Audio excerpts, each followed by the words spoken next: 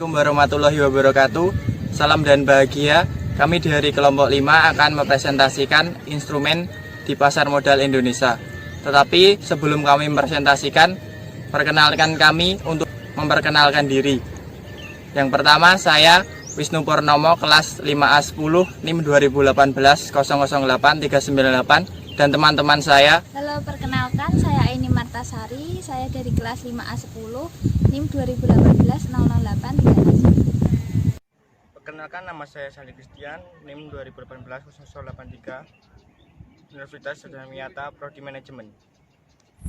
Perkenalkan, nama saya Pramudita Anissa Ramadhani, NIM 2018 008 385. Materi yang pertama adalah jenis efek yang ada di pasar modal Indonesia. Efek adalah surat berharga yang dapat diperdagangkan. Jenis-jenisnya ada 4. Yang pertama, jenis yang bersifat ekuitas atau saham, jenis yang bersifat hutang atau obligasi, jenis lainnya dapat berupa reksadana atau instrumen derivatif, atau dapat berupa waran, rek, atau opsi. Lalu, apa sih sebenarnya saham itu? Saham adalah bukti kepemilikan atau penyertaan modal dari suatu perusahaan dan merupakan klaim atas penghasilan dan aktiva perusahaan. Jadi teman-teman jika ingin membeli saham dapat di bursa. Misal teman-teman ingin membeli saham PT Unilever. Misal angganya bilang kalau perusahaan Unilever itu bagus atau produknya bagus, teman-teman bisa aja bilang kalau perusahaan itu milik saya karena teman-teman sudah membelinya di bursa efek walaupun cuma 1 slot. Lalu apa sih sebenarnya karakteristik instrumen saham ini? Yang pertama adalah bukti kepemilikan. Yang kedua adalah periode waktu tidak terbatas. Maksudnya di sini adalah jika teman-teman tidak menjualnya atau perusahaan tidak mengalami keberangkutan, maka teman-teman terus menjadi pemegang saham. Asalkan tidak dijual, bisa 1 tahun, 2 tahun, atau 10 tahun, tergantung teman-teman ingin menjualnya atau tidak. Lalu yang ketiga adalah teman-teman akan mendapatkan dividen dengan catatan jika perusahaan tersebut mengalami keuntungan. Keempat adalah perusahaan teman-teman dapat mengalami capital gain atau capital loss. Lalu materi selanjutnya adalah apa sih keuntungan, kerugian, atau hak yang teman-teman dapat jika menjadi pemegang saham. Misal keuntungan dulu ya teman-teman. Keuntungannya adalah teman-teman dapat mendapatkan capital gain atau selisih positif harga jual dikurangi harga beli. Misal teman-teman membeli saham Unilever seharga 100.000. Ternyata satu tahun kemudian tambah nih teman-teman harganya jadi 1 juta. Jadi selisih positifnya maksudnya adalah 1 juta dikurangi 600. Teman-teman capital gainnya mendapatkan 400.000. Lalu keuntungan yang kedua adalah dividen. Dividen adalah pembagian keuntungan dari perusahaannya, dapat berupa tunai atau dapat berupa saham. Lalu selanjutnya adalah hak apa saja sih yang didapat oleh pemilik saham. Yang pertama adalah hak suara dalam RUPS atau rapat umum pemegang saham. Yang kedua adalah hak ketika perusahaan mengalami likuiditas, maka pemegang saham akan mendapatkan bagian. Kerugian ketika kita memiliki saham yaitu yang pertama capital loss atau harga jual saham lebih murah daripada harga beli. Contohnya adalah ketika kita membeli saham Unilever sekarang itu 500, ternyata 1 tahun kemudian malah turun, ternyata jadi 400. Jadi karena lebih murah itu kita mengalami kerugian atau capital loss. Karena saham itu mengalami perubahan yang sangat cepat. Mungkin per 5 menit harga saham itu berubah. Karena apa? Karena dipengaruhi oleh beberapa faktor. Faktor internal dan faktor eksternal. Internal yaitu kebijakan yang diambil oleh perusahaan tersebut, mengakuisisi atau yang lainnya dapat meningkatkan harga saham. Atau dari faktor eksternalnya, mungkin dari kebijakan pemerintah tentang penanaman modal asing atau dari valuta asing. Jika rupiah melemah, kemungkinan besar harga saham di bursa efek mengalami penurunan.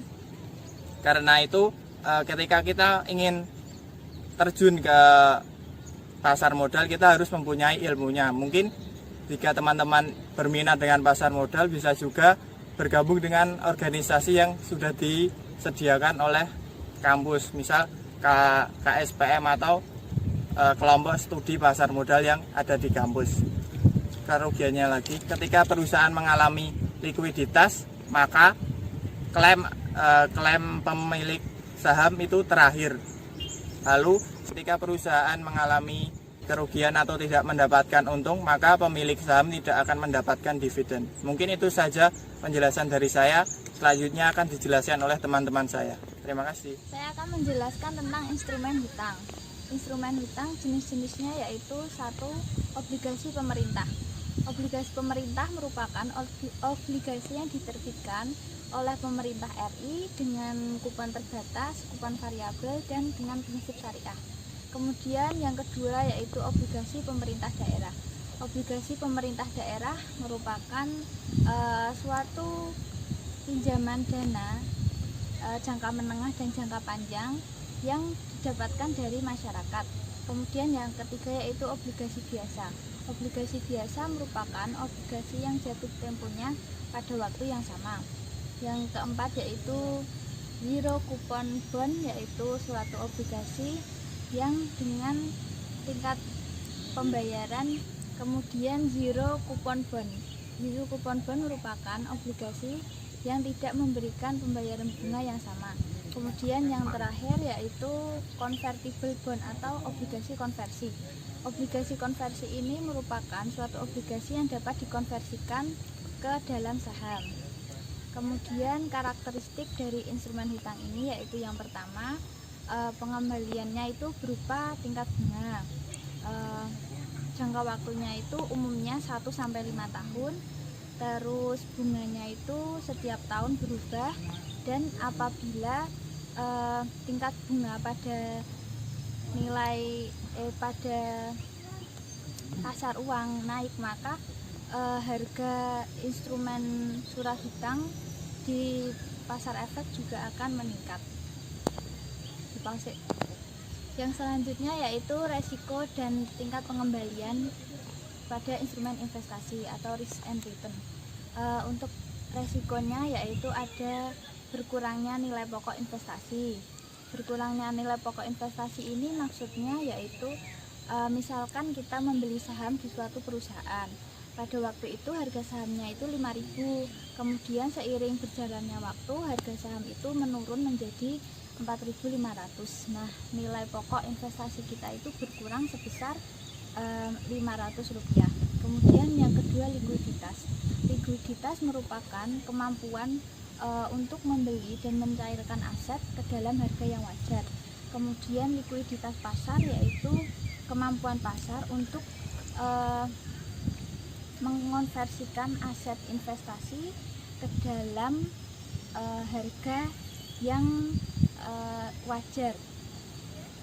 Dalam investasi ini, terutama investasi saham, likuiditas saham ini sangat penting, yaitu apabila kita membeli saham suatu perusahaan yang tidak likuid, maka resiko kita akan semakin besar. Kemudian yang terakhir yaitu rasio tingkat bunga. Seperti yang di karakteristik tadi, apabila tingkat bunganya itu naik, maka harga instrumen hutang atau obligasi di pasar efek juga akan ikut naik juga. Kemudian deposit. Selanjutnya yaitu return atau tingkat pengembalian. Yang pertama yaitu pendapatan bunga. Pendapatan bunga merupakan suatu pendapatan yang diperoleh dari kita investasi di obligasi. Kemudian yang kedua yaitu capital gain. Capital gain merupakan selisih antara harga jual dan harga beli kita saat membeli saham atau instrumen investasi.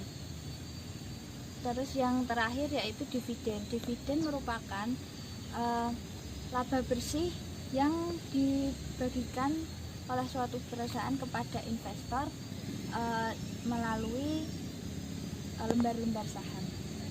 Sekian presentasi dari saya.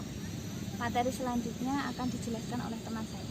Terima kasih. Selanjutnya saya akan membahas tentang hubungan pemodal dengan emiten efek hutang. Jadi yang dimaksud adalah emiten berjanji untuk membayar kembali hutang dan membayar pendapatan sesuai perjanjian penerbitan obligasi. Jadi di sini pemodal mempunyai klaim atas harta emiten sebatas nilai yang ditentukan menurut perjanjian penerbitan obligasi. Emiten juga dapat menunjukkan wali amanat untuk mewakili kepentingan pemodal. Selanjutnya ada saham istimewa atau preference. Saham yang memberikan prioritas atau pilihan preference kepada pemegang saham. Kalau prioritas, investor memiliki hak didahulukan dalam pembayaran dividen. Dividen dibedakan menjadi dua. Yang pertama adalah dividen tetap, yang artinya investor memiliki hak mendapat pembayaran dividen dengan jumlah tetap. Yang kedua ada dividen kumulatif, yang artinya investor berhak mendapat pembayaran semua dividen yang terutang pada tahun-tahun sebelumnya. Yang ketiga ada konversi, yaitu investor berhak menukar saham istimewa yang dipegang dengan saham biasa. Keuntungan atau kerugian memiliki saham istimewa. Keuntungan memiliki saham istimewa adalah yang pertama ada capital gain, yang kedua dividen tetap. Kerugiannya adalah emiten bangkrut atau bisa juga disebut pembayaran harta urutan di bawah pemegang obligasi. Selanjutnya ada obligasi. Obligasi adalah surat berharga yang berisi kontrak antara pemberi pinjaman atau investor dengan memberi pinjaman emiten. Yang kedua ada surat obligasi, selembar kertas yang menyatakan bahwa pemilik kertas tersebut memberikan pinjaman kepada perusahaan yang menerbitkan surat obligasi. Selanjutnya ada keuntungan atau kerugian memiliki obligasi. Keuntungannya adalah pendapatan tetap atau bunga dan capital gain. Kerugiannya kesulitan menentukan penghasilan obligasi karena sulitnya memperkirakan perkembangan suku bunga. Yang kedua, jika suku bunga meningkat, investor merasa rugi. Selanjutnya akan dijelaskan oleh teman saya. Terima kasih. Nah, materi yang selanjutnya itu adalah obligasi konversi. Nah, obligasi konversi di sini merupakan suatu jenis obligasi yang dapat dikonversikan atau ditukarkan menjadi saham dari suatu perusahaan penerbit obligasi. Dan biasanya itu pada rasio pertukaran yang sudah ditentukan terlebih dahulu pada saat penerbitan obligasi tersebut. Nah, misalnya itu dapat ditukarkan pada saat jatuh tempo atau pada harga tertentu. Nah, di dalam obligasi konversi ini juga ada keuntungan dan kerugiannya. Keuntungan yang akan kita dapatkan yang pertama itu kita akan mendapatkan bunga yang lebih rendah dari bunga obligasi pada umumnya. Nah, keuntungan yang kedua itu kita akan mendapatkan dividen ketika obligasi yang kita miliki ini kita konversikan menjadi saham. Nah, keuntungan yang ketiga itu kita juga akan mendapatkan capital gain atau keuntungan yang diperoleh dari selisih positif di harga saham yang kita miliki. Nah, di dalam obligasi konversi ini juga ada kerugiannya. Kerugiannya itu setelah obligasi dikonversikan dan pada saat itu tingkat suku bunga naik, sudah otomatis harga obligasi kita akan mengalami penurunan dan jika dijual juga akan mengalami capital loss. Nah, yang selanjutnya itu adalah derivatif dari efek. Derivatif dari efek ini merupakan turunan dari efek, baik efek yang bersifat hutang maupun efek yang bersifat ekuitas. Nah, di dalam derivatif dari efek ini ada right atau bukti right atau right issue. Nah, right di sini adalah pemegang saham yang lama ini memiliki hak untuk memesan efek terlebih dahulu. Nah, sedangkan bukti right di sini di mana itu saham baru itu akan ditawarkan pertama kali kepada pemegang saham yang lama. Nah, sedangkan right issue di sini perusahaan itu hanya akan menerbitkan dan menawarkan saham barunya itu kepada pemegang saham yang tercatat atau pemegang saham yang lama. Nah, right issue ini bersifat terbatas. Nah, soal apakah pemegang saham lama ini akan membeli atau tidaknya terhadap saham yang baru itu, sepenuhnya itu adalah hak dari pemegang saham yang lama. Nah, yang selanjutnya itu ada waran. Nah, waran di sini itu biasanya melekat pada obligasi dan merupakan sebagai pemanis pada saat suatu emiten itu melakukan IPO atau mengeluarkan right issue-nya. Hal ini bertujuan agar seorang trader atau investor ini mau membeli sahamnya ataupun mau merebut right issue-nya saja.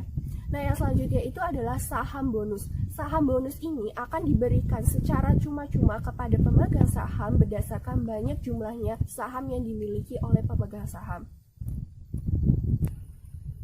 Nah, yang selanjutnya itu ada lagi opsi call. Nah, opsi call di sini itu merupakan suatu hak untuk membeli sebuah aset pada harga kesepakatan atau strike price dan dalam jangka waktu tertentu yang sudah disepakati terlebih dahulu. Nah, yang selanjutnya itu ada future LQ45. Future LQ45 di sini itu merupakan efek turunan dari efek utamanya yaitu future. Nah, future LQ45 itu adalah 45 saham yang liquid di Bursa Efek Indonesia yang mudah diperjualbelikan. Nah, tadi kan saya sudah membahas tentang right issue. Nah, di dalam right issue ini juga ada keuntungan dan kerugiannya. Keuntungan yang akan kita dapatkan, yang pertama itu kita akan mendapatkan capital gain. Nah, right issue ini dapat diperdagangkan pada pasar sekunder sehingga investor ini dapat menikmati capital gain-nya. Dengan modal kerja yang bertambah, itu kan diharapkan meningkatkannya jumlah pendapatan suatu perusahaan tersebut dan berujung pada peningkatan laba di suatu perusahaan. Nah, keuntungan yang selanjutnya itu kita juga akan mendapatkan dividen. Di dalam right issue ini juga terdapat pembagian dividen. Nah, kerugian bagi pemegang saham apabila right issue itu lebih rendah dari harga saat sebelum melaksanakan right issue dan pemegang saham ini tidak melakukan haknya, maka ada dua kerugian yang akan dialami oleh pemegang saham. Kerugian yang pertama, kepemilikan sahamnya itu akan terdilusi sebesar 50%. Dan kerugian yang kedua itu nilai sahamnya akan menurun. Sekian penjelasan dari kelompok kami tentang instrumen pasar modal di Indonesia. Kurang lebihnya mohon maaf. Wassalamualaikum warahmatullahi wabarakatuh. Salam.